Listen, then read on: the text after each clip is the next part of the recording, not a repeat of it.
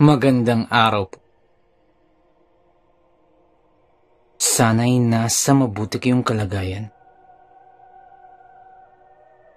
Ako po ulit si Obet. At meron na naman po tayong kwentong ibabahagi sa inyo.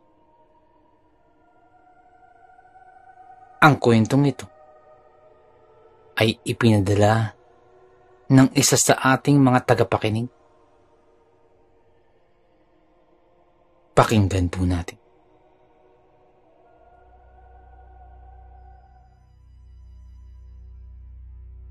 Pagtataka ang agad na gumuhit sa aking pagmumuka pagkababa ng tricycle. Mahigit 1 dekada na rin akong hindi nakakabalik dito sa bayan ng Sindoka at mukhang masyado ng malaki ang ipinagbago ng lugar.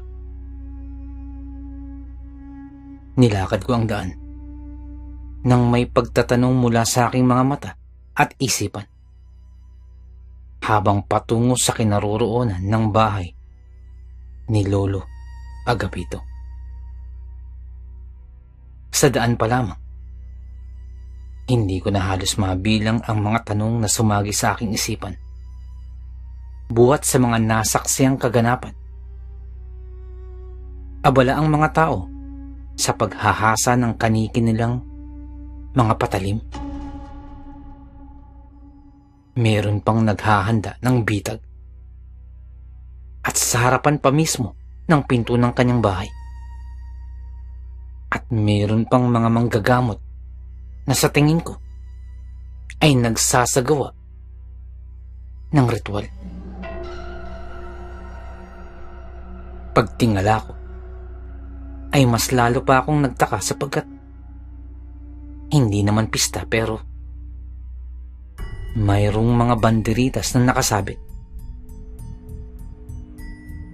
At ang aking tingnan maigi, hindi ito tipikal na banderitas sa isang pistahan sapagkat pakiwari ko ay parang may nakasulat na kung ano sa patad-sulok na hugis pulang papel. May mga nakita pa akong nagbubuhos ng langis sa mga bakod. May natanaw pa akong grupo ng kalalakihan na nagbabagsak ng sibat at balisong sa bawat bahay. Gusto ko sanang kalabitin ang nakasalubong na manong at magtanong, ngunit minabuti ko na lamang na bilisan ang aking paglakad para kay Lolo na ako mag-usisa. Makalipas ang halos 5 minutong paglalakad, ay sa wakas, narating ko rin ang bahay ni Lolo.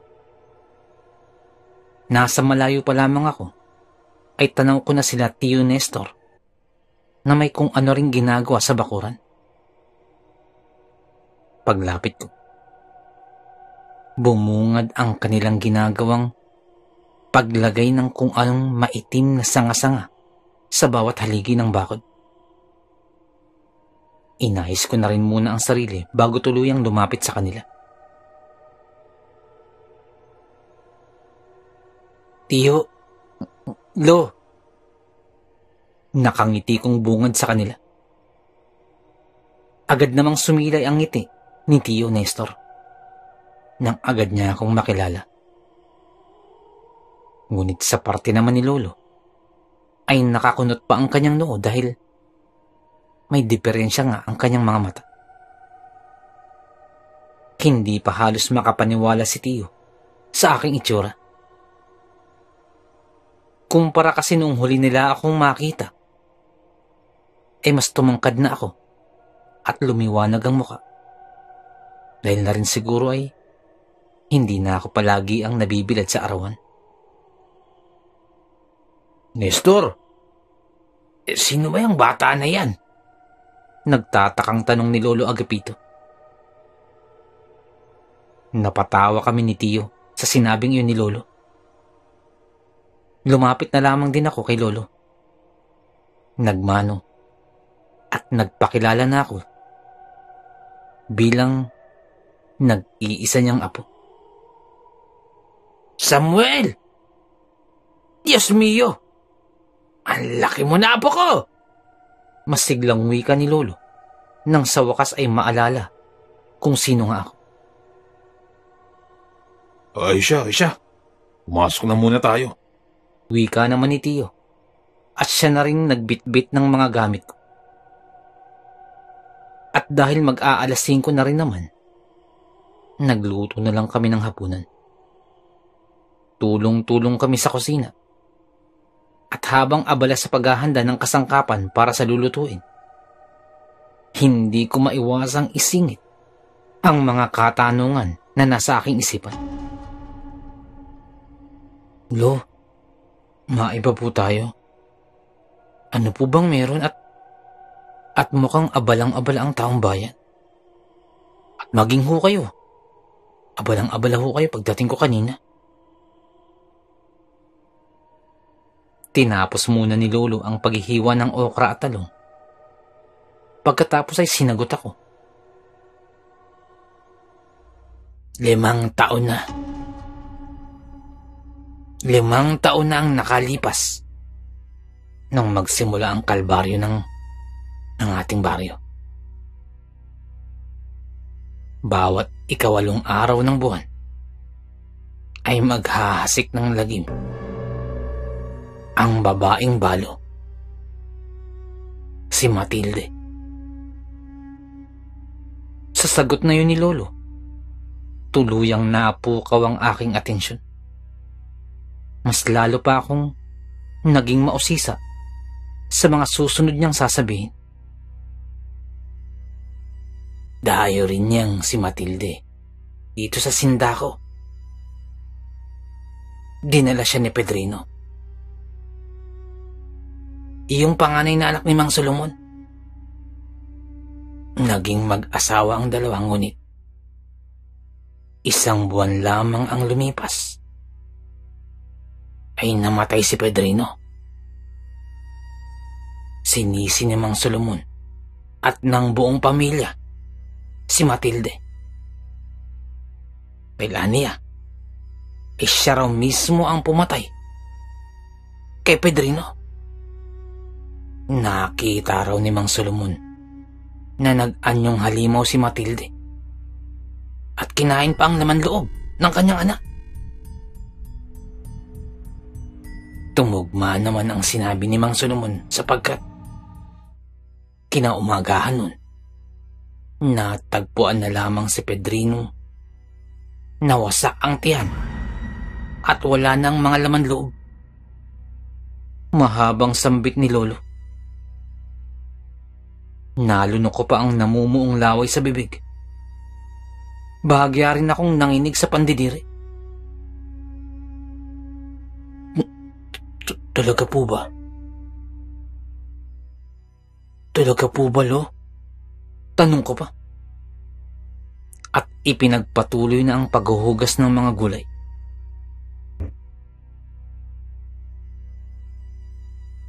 Oo.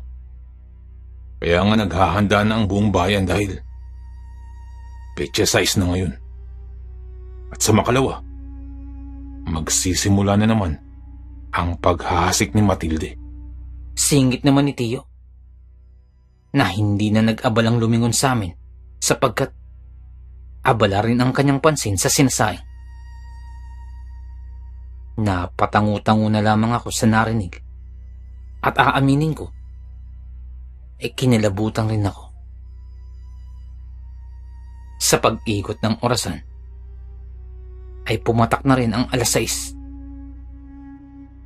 Tanging ingay na lamang ng mga kuliglig at dahunos ng mga dahong hinihipan ng hangin ang maririnig. Nasa hapagkainan na rin kaming at masayang nakikipagkwentuhan habang naghahapunan. Sa katunayan, dito sa bayan na ito, ay dito ako isinilang at nagkaisip na rin. Nang mag-edad 9 na ako, lumipat na sa ibang lugar dahil sa kagustuhan ng aking ina na makapag-asawa na muli. May kaya ang pangalawang asawa ni Mama. At dahil nagsawa na sa buhay probinsya, pinangarap ding makaahon sa kahirapan at malasap ang kaginhawaan ng buhay. Kaya naman ang yayain ng ikalawang asawa na manirahan sa ibang lugar ay walang pagdadalawang isip ang aking ina na sumama. Tinanggap naman ako ng lalaki at tinuring na parang totoong anak. Doon ko lamang din naramdaman ang pakiramdam ng merong matatawag na tatay. Dahil ang totoo, bunga lamang ako ng pangahalay ng isang demonyong walang kaluluwa na gumahasa kay mama. At dahil kakagraduate ko lamang ng high school, medyo nahuli kasi ako ng ilang taon sa pag-aaral. At bakasyon din naman. Nakiusap ako kay mama na umuwi muna rito kina lolo. Kung ket naririto ako ngayon. Mabuti naman at naisipan mong umuwi rito. Kamuntikan ka nang makakalimutan ng lolo. Pag ko'y biglang tanong ni Tiyo, pinagbutihan ko po kasi ang pag-aaral. Alam niyo naman pong ilang taon din po akong nahuli. Tugon ko na lamang kay Tiyo. Ang mama mo, wala bang balak umuwi rito? Tanong ni Tiyo, na sinang-ayunan naman ni Lolo. Sa tanong na yun ni Tiyo, masyado pong abala sa negosyo nila ng asawa niya. Kaya naman po, hindi ko na natapos pa ang dapat sabihin nang pahintuin ako ni Lolo sa pagsasalita. Ginapang din agad ako ng kaba nang mahimigan ang kakaibang presensya sa paligid. Banayad lang naman ang hampas ng hangin.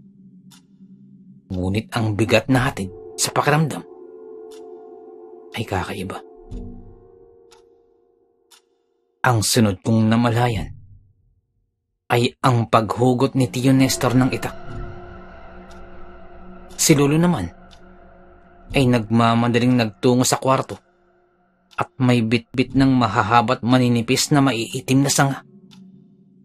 May bitbit pang katamtamang laki ng babasaging bote na may laman na manilaw-nilaw na likido. Magsasalita pa sana ako upang magtanong. Ngunit hindi na nagawa ng senyasan ni Lolo na huwag maglikha ng ingay. Kung ket naupo na lamang ako at hindi na mapakali sa nangyayari sa paligid. Dahan-dahan, lumabas si Tiyo. Sumunod naman si Lolo. Ako naman ay nasa pintuan lamang. Huminto si Tiyo at matapos ang ilang hakbang mula sa pinto,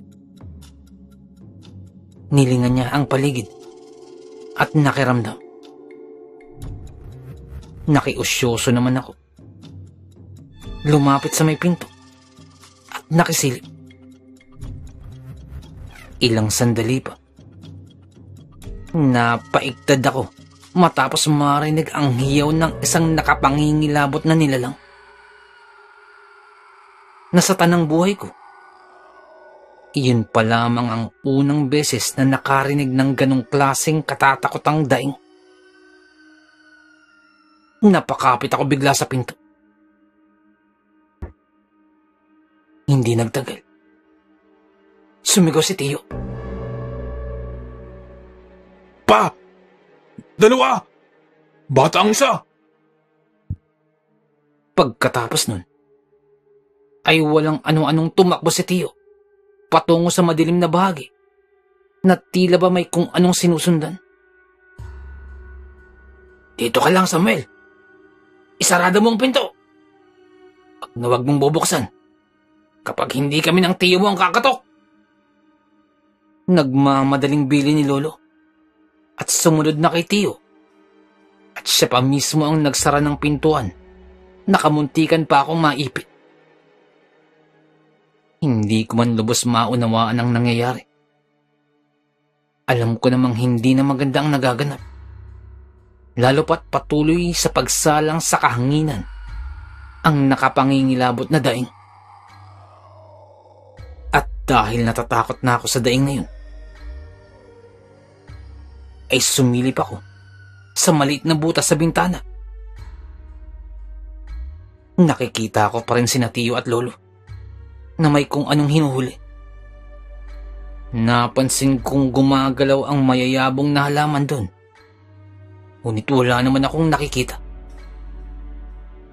Hindi katulad nila Lolo na todo sigaw. "Huliin mo na! Huliin mo na! Nasa paanan mo, Nestor!" Sigaw ni Lolo, sabay turo sa paanan ni Tiyo. Nagmamadali namang lumayo si Tiyo. At nang makabawi, ay agad na lumapit mula sa halamanan. At walang sali-salitang pinagtatabas iyon. "Nakalayo, Nestor! Habulin mo!" Sa sigaw na yun ni Lolo, nagmamadaling tumakbo si Tiyo patungo sa bahaging hindi naabot ng aking paningin. Ilang sandali lamang din, hindi ko na napigilan ng sariling lumabas na upang malinaw na makita ko ang mga pangyayari. At makita na rin ang dala ni Tiyo. Pagkatingin ko, isang nakakakilabot na halimaw. Ang tali pa! Ang tali! Sabi ni Tiyo kay Lolo. Tumalima naman agad si Lolo at pinigilan ng husto ni Tiyo ang hawak-hawak na nilalang. Kawangis ito ng isang baboy, subalit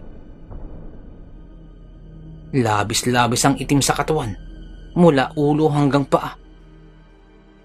Maliban na lamang sa mapupulang mga mata nito, mahahaba ang mga kuko sa daliri, matutulis ang mga ngipin, naglalaway, at may mga mantsa ng dugo sa bibig, sa liig, at sa katawan nito. Labis na nakapangingilabot ang halinghing nito, nakatulad ng sa isang biik, ngunit mas mabangis pakinggan.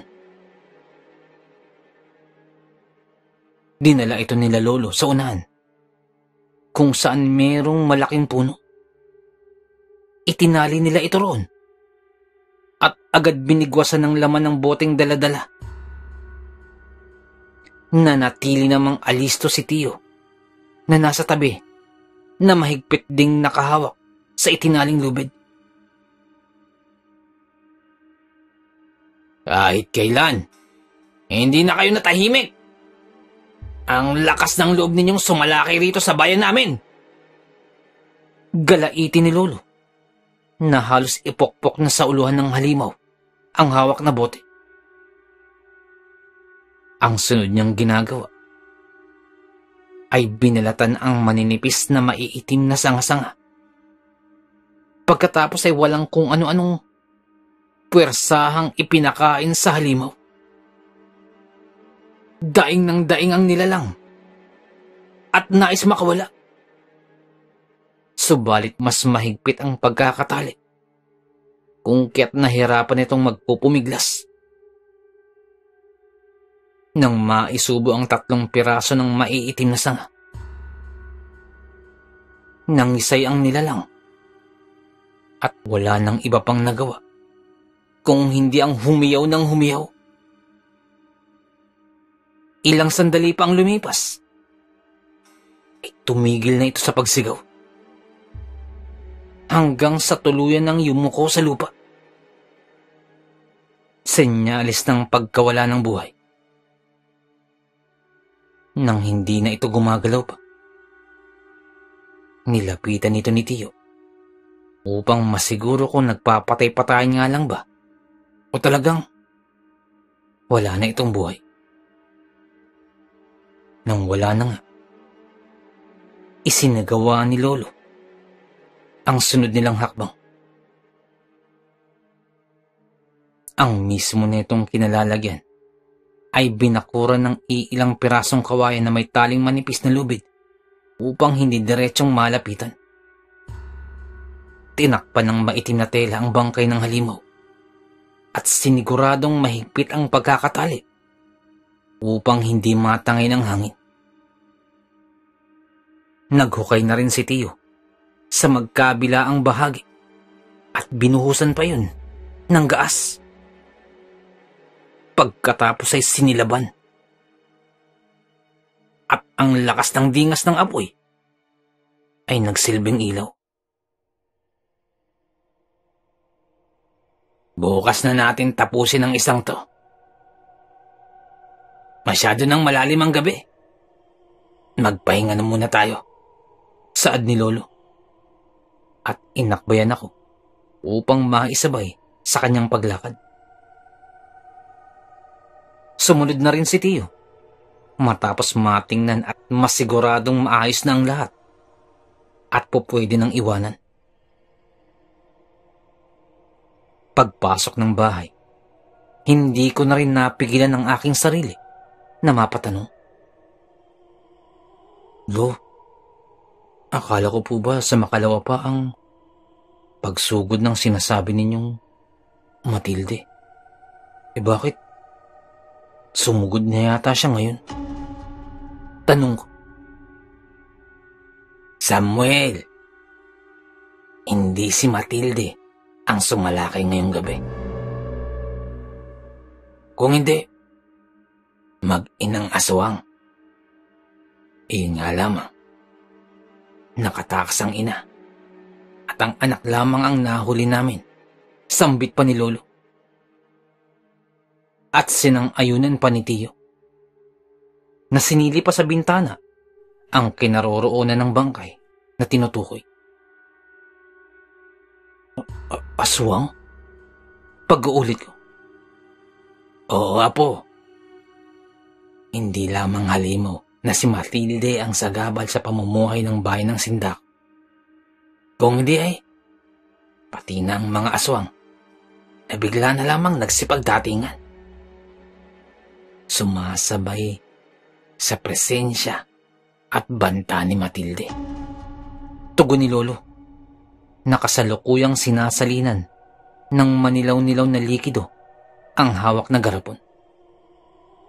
Kaparehong likidong ibinigwas niya sa aswang kanina. O siya, magpahinga ka na. Marami pa tayong gagawin bukas. Makahulog ang baling sa akin ni Lolo. Kanya-kanya na kami sa pagtungo sa kwarto. Ngunit nanginginig pa akong sumampa sa higaan. Kahit palalim na ng palalim ang gabi, parang hindi ko na matagpuan ng antok dahil sa nasaksihan. Panay pa ako sa pagbuga ng hininga para lamang mawala ang kaba at kahit papano'y humupa ang takot. Ngunit, naroroon pa rin yun. Tumagilid ako. At ngayon nakaharap na sa bintana. Panay lamang ang titig ko roon. At sinusundan ang bawat galaw ng kortinang banayad na sinasayaw ng hangin.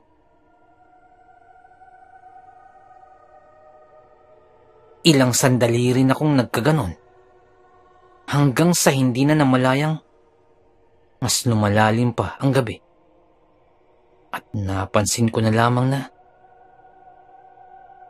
may naririnig ako na parang mali.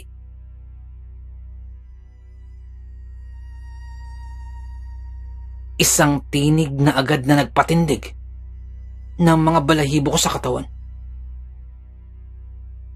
Tinig na sadyang tumagos. At ang hatid na takot sa aking katawan ay kakaiba. Nang may pag-iingat, dahan-dahan akong tumayo mula sa pagkakahiga hanggang sa natagpuan ko na lamang ang aking sarili na sumisilip sa bintana. Mula roon, isang babae ang aking nakita. Dahan-dahan lamang siyang naglakad na parabang umiiyak. Pahikbi-hikbi at isinisigaw ang salitang, "Nasaan ang asawa ko?" Dahan-dahan ko ring itinago ang sarili nang malapit na siyang tumapat sa bahay. Mula naman sa kabilang bahagi ng daan, hindi matahimik ang mga aso sa pag-alulong at patingin-tingin sa babae na para bang isa siyang nilalang na kinakatakutan. Hindi ko rin maipaliwanag, subalit hindi ko maalis-alis ang aking tingin sa babae hanggang sa tumapat na siya sa bahay. Ngunit dahil sa puting telang nakabalot sa katawan ng babae at mahahabang buhok na tumakip sa muka, hindi ko siya mamukhaan. Ngunit lalo lamang bumilis ang tibok ng aking puso nang mapatingin siya sa bintanang aking kinalalagyan. "Asawa ko, nasan ka, mahal ko? Naririyan ka ba sa bintanang iyan?" Bigla akong napaluno. Ang namumuong laway sa bibig ay halos bumura sa aking lalamunan buhat sa narinig. At nang silipin ko uli ang babae, ganun na lamang ang aking pagkagulat nang nakapasok na siya sa bakod. Ngunit sa napapansin ko, bahagyang umuusok ang kanyang kasuotan. Nakikitaan na rin ang bakas ng dugo. Doon ko lamang din napansin ang mga palamuting pangontra na nilagay ni na lolo at tiyo sa bakod. Nagalaw na ang mga ito. Nang balingan ko uli ng pansin ng babae, hindi na ako nakakilos sa kinalalagyan nang makita ang nanlilisik at mapupulang mga mata nito na parabang maging ang kaluluwa ko ay nabalot na ng nginig. Nang ilang hakbang na lamang at maaabot na ng babae ang bintana, isinara ko na ang bintana. Ngunit bago ko pa man maisarado ng maayos, may maiinit na kamay na nakahawak sa aking braso. Nang tingnan ko ang nagmamayari nun, hindi na ako nakakurap pa. Isang halimaw ang kaharap ko. Ngumisi siya ng napakalapad hanggang sa bumalandra ang malalagaring mga ngipin.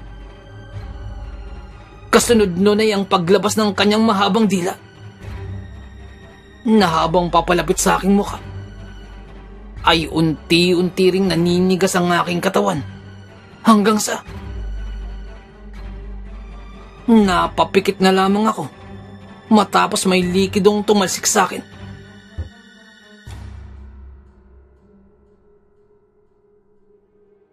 Ilang sandali pa akong natigilan hanggang sa kusang nagmulat ang aking mga mata at bumungad ang nangingisay na putol na kamay sa aking harapan. Napasigaw ako at napakapit sa nakatayo sa aking tabi, si Tio Nestor. "Nakaligtas ka pa talaga?" Galaitin ni Tio na walang kung ano-anong dinampot ang putol na kamay sabay hagi sa bintana. Lumabas na rin si Tio at tiningnan ng babae sa paligid. Ngunit hindi na naabutan pa.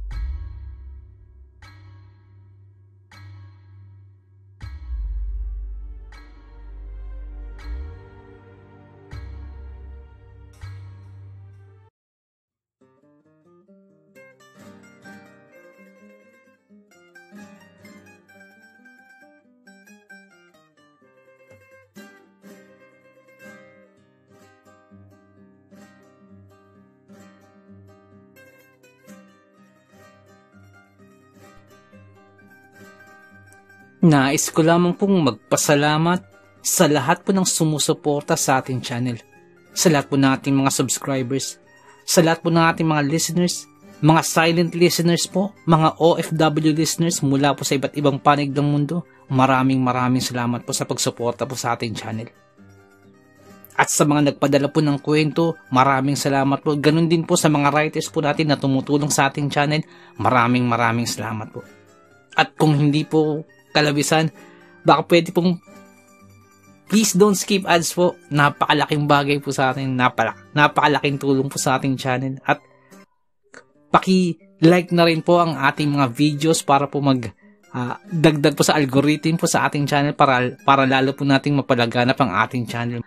Maraming salamat. Kumari din po, pwede pong paki-share po. Maraming salamat po. Nais ko lamang pong i-shoutout ang mga taga Vista Grande, Barangay Santa Cruz, Antipolo City, at sa Marcos family. Shoutout po from Boss Fernando Marcos. Shoutout po sa inyo. Maraming salamat po. Shoutout din po kay Boss Jason Moslares. Shoutout po sa iyo, boss. Nais ko lamang pong i-shoutout si Ma'am Dalisay Concepcion. Shoutout po sa inyo, ma'am. Nais ko lamang pong i-shoutout si Boss Jimmy Kua. Shoutout po sa inyo. Maraming salamat po sa pakikinig. At shoutout din po sa may Samahang Maralita, sa mga tagapakinig po dyan. Maraming salamat po. Nais ko lamang pong i-shoutout ang My Kokoro team. Shoutout po sa inyo. Shoutout po kay Boss Jeric, kay Boss Lawrence, kay Boss JB, kay Boss Javier, kay Ma'am Angie. Shoutout po sa inyo. Salamat po sa pagtulong. Maraming salamat po. Shoutout din po kay Kuya Gio ng Muntinlupa. Shoutout po. Shoutout din po kay Boss Jesse Manresa at sa misis po ni Boss Jesse. Shoutout po sa inyo. Maraming salamat po sa pakikinig. Nais ko lamang pong i-shoutout si Boss Malvin Esguera at si Boss Ronaldo Esguera. Shoutout po sa inyo. Shoutout din po sa Manhattan Hamburger and Restaurant, dyan po sa may Bucandalia, Imus, Cavite. Shoutout po sa inyo. Maraming salamat po sa pakikinig. Nais ko lamang pong i-shoutout sa mga taga Muntinlupa po dyan, kay Boss Rolly, kay Boss Alan, kay Boss Ramil, kay SG Pampelo, Gomez, Reyes, at sa Cuerdo family from Albay. Shoutout po sa inyo dyan. Maraming salamat po. Happy listening to Villanes family, especially kay Lisa, Eric, Vani, Eddie, at kay Tandang Elena Villanes ng Bacolod from Boss Evans. Shoutout din po kay Boss Beshin 6045. Shoutout po sa inyo. Maraming salamat po sa pakikinig. Shoutout din po kay Marlon Perez, Kitito Boy. Salamat po sa pakikinig. Shoutout po sa inyo dyan. Nais ko lamang pong i-shoutout si Boss Ruel Verano, dyan po sa may Cebu. Shoutout po sa inyo, boss. Shoutout din po kay Lola Cording ng Suha, San Teodoro, Oriental Mindoro. Shoutout po sa inyo dyan. Ang shoutout pong ito ay mula po kay Boss Andy Galoso. Shoutout po. Shoutout din po sa tropang One Battle. Mula po kay Boss Ryan Valenzuela. Shoutout po sa inyo. Kay Boss Biloy Sevilla. Kay Boss Raul Manderegma. Kay Boss Rundi Espiritu. Boss Oliver Sotel. Boss Nonoy Panesan. Boss June Lloyd de Los Angeles. Boss Stephen Sevilla. Boss CJ Kalikot, kay Boss Reynante Escunya, kay Boss Sam Tayas, kay Boss Doc Cesar Eusebio. Shoutout po sa inyo dyan po sa may Blooming Treat, Dimasalang. Maraming salamat po sa pakikinig. Kay Boss Ryan Valenzuela, shoutout po sa iyo, boss. Nais ko lamang pong i-shoutout si Boss Sol Luna. Boss, shoutout po. Maraming salamat po sa pag-share po sa ating kwento. Salamat po, boss. At shoutout din po kay Boss Dipred. Boss, maraming salamat po. At kung may time po kayo, bisita lang po sa channel po ni Boss Dipred. Deepred Mystery Files. Magaganda po ang kwento ni Boss Deepred. May time po kayo, bisita na po sa channel po niya. Shoutout po sa inyo. Shoutout din po kay Ma'am Elizabeth Arnaiz. Shoutout po sa inyo, ma'am. Nais ko lamang pong i-shoutout si Boss Marlon Paro. Boss, shoutout po. Shoutout din po kay Boss Malvin Esguera. Boss, shoutout po sa inyo. Nais ko lamang pong i-shoutout si Boss Bulag na Anghel. Boss, shoutout po sa iyo. Salamat po sa pakikinig. Shoutout din po kay Boss Benji Cayetano. Boss, shoutout po. Shoutout din po kay Ma'am Annie Viloria. Shoutout po sa inyo. Kay Ma'am Annabel Apruebo. Shoutout po. Kay Boss Baby Langka. Shoutout po sa inyo. Shoutout din po kay Ariando Tamor. Kay Boss Christian Ed. At kay Boss Ferdinand Tamor. Diyan po sa may Las Piñas. Shoutout po sa inyo. Ang shoutout po ito ay mula po kay Boss Chris. Shoutout po. Shoutout din po sa Marcos family dyan po sa may Antipolo. Shoutout po sa inyo. Ang shoutout po ito ay mula po kay Boss Fernando. Shoutout po sa inyo. Shoutout din po kay Ma'am Annie Viloria. At kay Boss Baby Langka. Shoutout po sa inyo. At kay Ma'am Annabel Apruebo. Shoutout po sa inyo dyan. Shoutout din po sa King Solomon Game Farm dyan po sa may Tawid, Maasin City, Southern Leyte. Shoutout po sa inyo. Shoutout din po kay Ma'am Rosie de Mesa. Ma'am, shoutout po. Shoutout din po kay Boss Real Mix Vlogs. May time po kayo, bisita na po ang channel po ni Boss Real Mix Vlogs. Shoutout po sa iyo, boss. Shoutout din po kay Ma'am Julie Roel, kay Ma'am Raquel Punsalang, Ma'am Melania Roel. Shoutout po sa inyo. Sa family niyo po, shoutout po. Boss Loreto Ihaan Jr., shoutout po. Sir Ron Pilapi, dyan po sa Kentucky, shoutout sa iyo. Boss Liay Estoque, shoutout. Boss Edison Velasco, shoutout. Boss Rodney TV, may time po kayo, bisita na po channel po ni Boss Rodney TV. Vlogs niya po sa mountain bike. Shoutout din po kay Boss Red Rosal. Nag-livestream po si Boss Red every Wednesdays, Fridays, and Sundays. May time po kayo, bisita na po sa channel niya. Boss Lady B, 73, dyan po sa Texas, shoutout po. Boss Ed Uy, shoutout po. Boss Dimples Yumi, boss, shoutout sa iyo, boss. Ma'am Liza Arceca, shoutout po. Ma'am Ivy Standian, shoutout po. Boss Rochelle Abillar, may time po kayo, bisita na po siya po. Rochelle Abillar po. Ma'am Melanie Passion, shoutout. Ma'am Milagrosa Lok, shoutout. Boss Nonoyski, shoutout sa iyo, boss. At yung BFF pala ni Ma'am Jane, si Boss Hershey, shoutout sa iyo. Boss Miles, shoutout po. Boss Lord Oliva, shoutout po. Boss Rexy Ann, shoutout po. Boss Jesse Joshua Castillo, shoutout po. Ma'am Maya Flores, shoutout po. Boss Queenie, shoutout po. Boss Alberto Liano, shoutout po. Ma'am Michelle Cedron, shoutout po. Ma'am Susan De Los Santos, shoutout po. Boss Ron Ron, and Ma'am Lenny Fish, shoutout po sa inyo. Sir Reynaldo Silong, shoutout po. Ma'am Charlene Gumansing, shoutout po. Boss Psychic Scorpio, shoutout po. Ma'am Marianita FL, shoutout po. Boss James Channel, may time po kayo, bisita na po channel po ni Boss James. Ma'am Maribel Salcedo, shoutout po. Boss Vinci Maya, boss, shoutout po. Boss Leonardo Manalo, shoutout po. Boss Yumi Cotton TV, shoutout sa iyo, boss. May time po kayo, bisita na po sa channel, Yumi Cotton TV. Boss Yoreski Escalona, shoutout sa iyo, boss. Boss Jopay Bertuto, boss, shoutout sa iyo. Ate Peng, shoutout po. Ma'am Elaine Almera, shoutout po. Boss Supremo Ploxky, dyan po sa Cavite, shoutout sa iyo, boss. Ang Bless na Baka, shoutout po. Ma'am Christian, dyan po sa Hamburg, shoutout po. Kaya, Sir Alex of Southern Mindanao Creepy Experience, shoutout sa iyo, sir. Boss Jimmy Pandong, shoutout po. Kay Tata Estong Nestor Bauyon, dyan po sa London, shoutout po. Ma'am Mary Asilar, shoutout po, dyan dito sa UK. Boss Edward Malilin, boss, shoutout po. Boss Raymond Glover, shoutout sa iyo, boss. Ma'am Miraiza Miguel, shoutout po.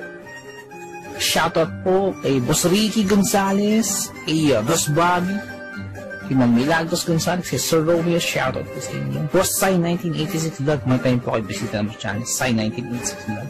Boss Young's Life, shoutout. Boss Russell Ferreira, shoutout. Boss Mslack, shoutout.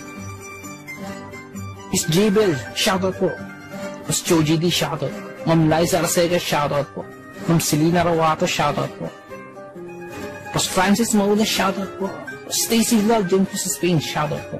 Boss Mary Tales, may time po kayo, bisita na po channel po ni Boss Mary Tales. Ma'am Mirna Buo, shoutout po. Boss Kamandag Pigeon TV, mahilig po ko sa Alapati, bisita po sa channel po ni Boss Kamandag Pigeon TV. Ganun po kay Boss Titan Love TV. Boss DJ and George, mahilig po kayo sa bedtime stories, bisita na po sa channel po nila. Boss Horseshoe TV, mga vlogs po nila sa Japan, bisita na po sa channel. Boss J Palo, shoutout. Boss Pedro Tampo, shoutout po. Ma'am Maria Lizel Barro, shoutout. Ma'am Aubrey Delgado, shoutout sa iyo, ma'am. Sa family po, sa husband niyo po. Boss Camelo Aroy, boss, shoutout sa iyo dyan, sa mga taga Southern Leyte. Kay Boss Jesse, ang Manuel at Horror Stories, may time po, bisita na po sa channel niya. Boss Nico, shoutout sa iyo, boss. Boss Ron Misa, shoutout po. Ma'am Erica Tijano, shoutout po. Boss Angie Tatifuco, shoutout po. Ma'am Ana Sato, shoutout po. Ma'am Eli Cono, shoutout po. Boss Freya Swol, shoutout sa iyo, boss. Boss Resi Madrid, shoutout po. Lutong Bahay ni Ming, shoutout po. Boss Wences 66, shoutout po. Boss John Reina Zakati, boss, shoutout. Kay Ma'am Lea Velasquez, shoutout po. Kay Ma'am Shirley Carillo, shoutout po. Sa mga hindi po nabanggit, pasensya po, bawi po ako next time. So, naibigan po ninyo ang ating kwento. Pakihit lang po ang like button, pati din po subscribe. Pakiclick na rin po ang notification bell para updated po tayo sa ating mga kwento. Kung may nais po kayong sabihin, pakiiwan lang po sa ating comment section. Maraming salamat.